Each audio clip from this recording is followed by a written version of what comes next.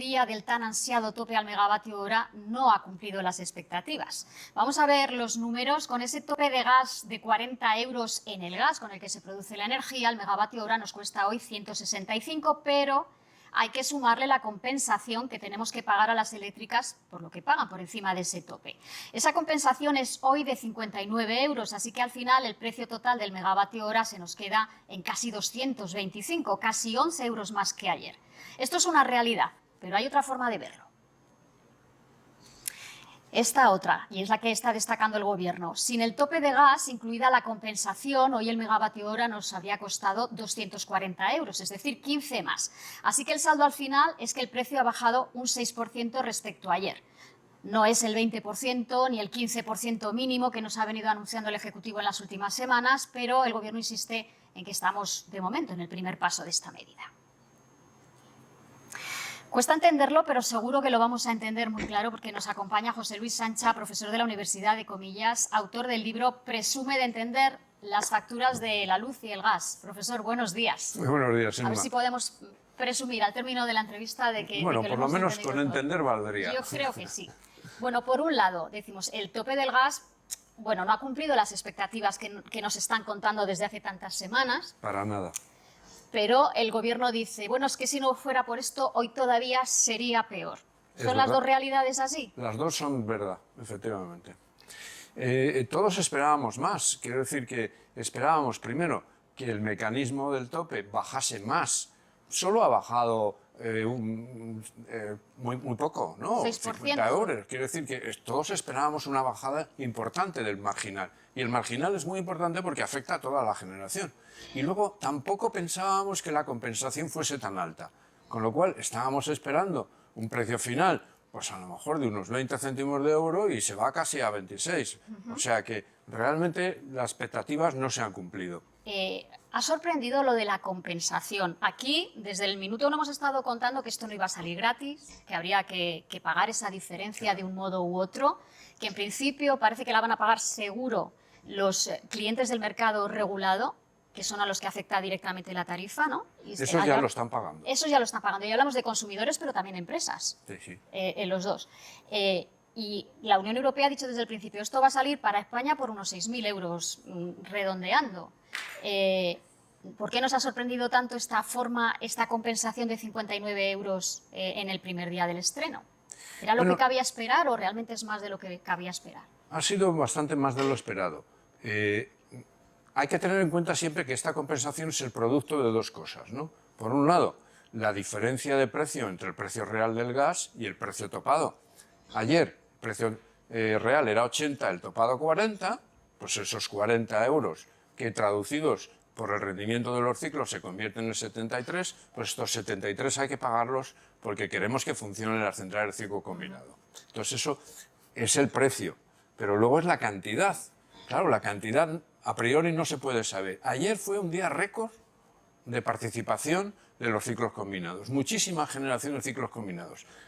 Tú lo has mencionado brevemente, ¿no? Las renovables no tuvieron su día ayer, sobre todo la eólica. La fotovoltaica respondió bastante bien, pero la eólica fue mínima y sobre todo en ciertas horas clave pues hubo apenas eólica. Y por lo tanto la cantidad de ciclos combinados que fue necesario incorporar al sistema pues lo que hace es multiplicar el precio unitario por esa cantidad y sale una cantidad importantísima. Claro, a la hora de dividir luego entre los consumidores, que son los que pagan, ¿qué consumidores pagan? Pues todos aquellos que se benefician de la bajada del precio marginal, es decir, todos los que tienen un precio que está indexado con el precio del mercado diario. ¿Quiénes son?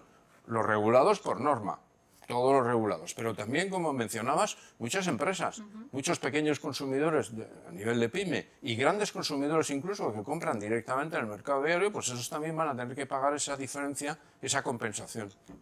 Profesor, ¿es posible, alguien ha dicho, vemos una mano negra siempre por detrás, ¿es posible que las compañías eléctricas puedan hacer algo o hicieran algo ayer para que esa compensación sea más alta o eso es imposible? Vamos a ver, las empresas eléctricas tienen dos formas de actuar, ¿no? Por un lado, en las ofertas. En las ofertas entiendo que las empresas eléctricas lo han hecho correctamente en la medida que han hecho sus previsiones de ofertas, le han rebajado esos 73 euros por megavatio hora que corresponden al tope y han puesto las mismas ofertas, pero 73 euros más barata. De manera que si el día anterior eso funcionaba correctamente, pues el día siguiente, con esa minoración, pues ha tenido que funcionar correctamente. O sea que por el lado de la bajada del precio marginal, entiendo que todo debe corresponder a la legalidad.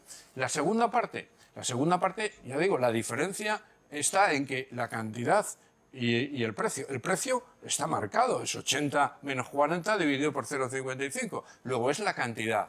Entonces, ¿han podido influir las eléctricas en incorporar más ciclos combinados ayer de lo que sería necesario? Pues probablemente no.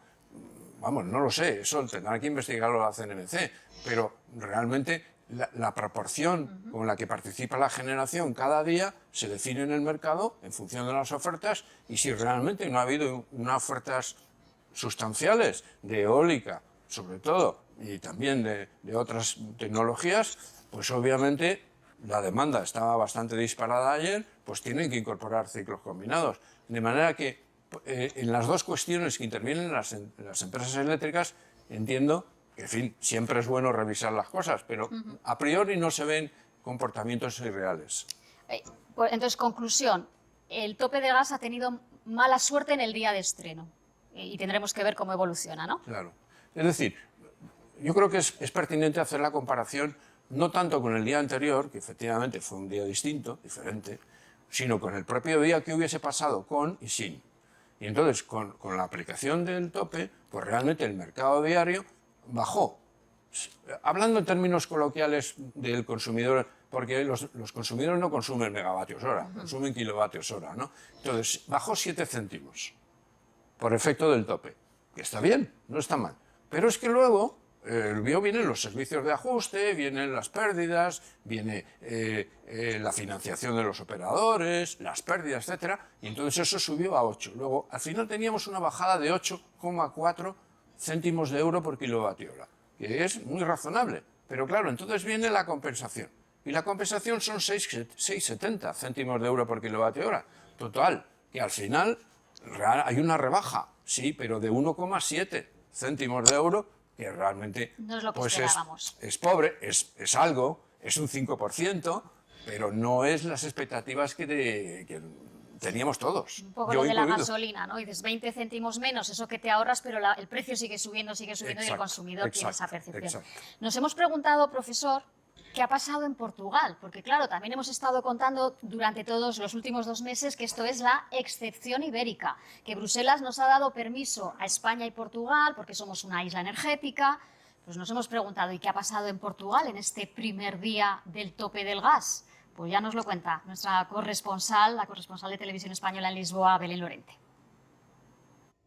Realmente el tope del gas aquí en Portugal se ve con otros ojos. El precio del gas no preocupa tanto porque el mercado ya está regulado en un 70% y no parece que vaya a cambiar ni a sufrir grandes cambios a corto plazo. Aquí el acuerdo energético, sin embargo, se ve como una oportunidad para que Europa apueste por este país para llevar gas desde el puerto de Sines, muy cerca de Lisboa, a Alemania, por ejemplo. Hay muchos intereses en apostar por este puerto de Sines, que ahora recibe toneladas de gas licuado de Estados Unidos, pero también como gran centro de almacenamiento de energías limpias como el hidrógeno o las baterías para coches. Lejos de esto, no ha habido tanta polémica por el precio de las facturas como sí lo ha habido, por ejemplo, con los carburantes, a pesar de las ayudas del gobierno. El litro de diésel y gasolina supera los 2 euros, impagables para la mayoría de los bolsillos de los portugueses. Allí no ha tenido casi repercusión. ¿Cómo es posible esta diferencia, profesor? Bueno, primero el mercado ibérico es que es una realidad. Quiero decir que no hay un mercado español y un mercado portugués. Hay un mercado ibérico que funciona las 24 horas del día y tienen los mismos precios, porque la interconexión entre Portugal y España pues es bastante robusta, y de manera que no hay diferencias de precios. Por lo tanto, la solución tendría que ser mercado ibérico, no había otra solución.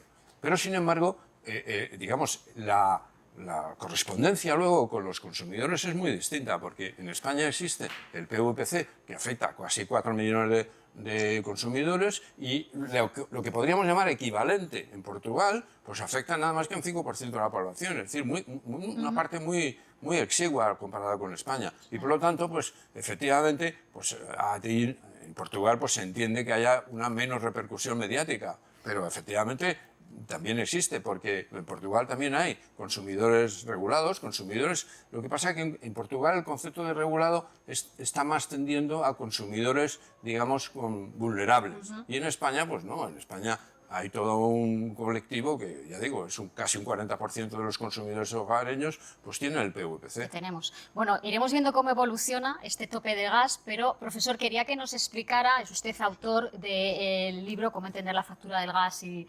de la electricidad y presumir de ello, y tiene usted una forma de explicarlo muy gráfica, casi como los 5 lobitos. Cuéntenos, con los 5 deditos de la mano, qué es lo que tenemos que saber para entender realmente el recibo de la luz. Muy bien, pues muchas gracias por darme esta oportunidad, porque yo digo que la factura es como la mano izquierda. La mano izquierda tiene 5 dedos y toda la factura eléctrica pues tiene 5 dedos, 5 términos. El dedo gordo, por eso es el gordo, es la parte fija. Es decir, lo pagamos aunque no consumamos nada, simplemente por estar conectados. Y depende de la potencia contratada. Aquí no hay nunca discusión, salvo, bueno, que podemos a lo mejor disminuir un poco la potencia contratada. El punto gordo está aquí. Este es el variable, que es el término de energía. De manera que si no consumimos nada porque estamos de vacaciones ese mes, pues esto es cero rigurosamente. Por recapitular, el gordito es el fijo. El fijo. Y este es el variable, que mide por la energía. Solo mide el consumo. Si no hay consumo, no vale nada. Y esto es el consumo multiplicado por un precio. Estamos hablando que el precio ahora mismo puede estar de 30 céntimos de euro por kilovatio hora. Ya nos gustaría que estuviese por 10. Por cierto, el domingo hubo horas que fue a 10. Porque esto, naturalmente, como sabes, esto es un precio horario. Cada hora tiene su precio. Bueno, este es el segundo dedo. Consumo. Y luego ya estos dedos, pues realmente es que tienen muy poca importancia. ¿Por qué? Porque no podemos gestionarlos, porque están absolutamente regulados. Es el impuesto eléctrico, que ahora mismo es el 0,5% de la suma de estos dos. El alquiler del contador, que son 83 céntimos al mes, muy poca cosa. Y el IVA, que es el 10% de la suma de los demás. Ninguno de estos tres podemos gestionar. Luego, ¿qué tenemos que hacer como consumidores? Concentrarnos en esto, reducir la potencia contratada a lo que realmente necesitamos y consumir menos o buscar unas buenas tarifas que tengan un precio adecuado. Y esa es la gestión que tienen que hacer los consumidores. Y ya digo, lo ideal sería que la hiciesen hora a hora, porque los precios en el mercado eléctrico cambian hora a hora. Los 5 deditos de la mano para entender la factura. Yo lo llamo la regla de la mano izquierda. La mano izquierda. Profesor, muchísimas gracias, de verdad. Le esperamos por aquí otro día para ver cómo evoluciona ese tope de gas. A ver si vemos ya un efecto mejor en la factura. Gracias. Ojalá. Hasta otro día.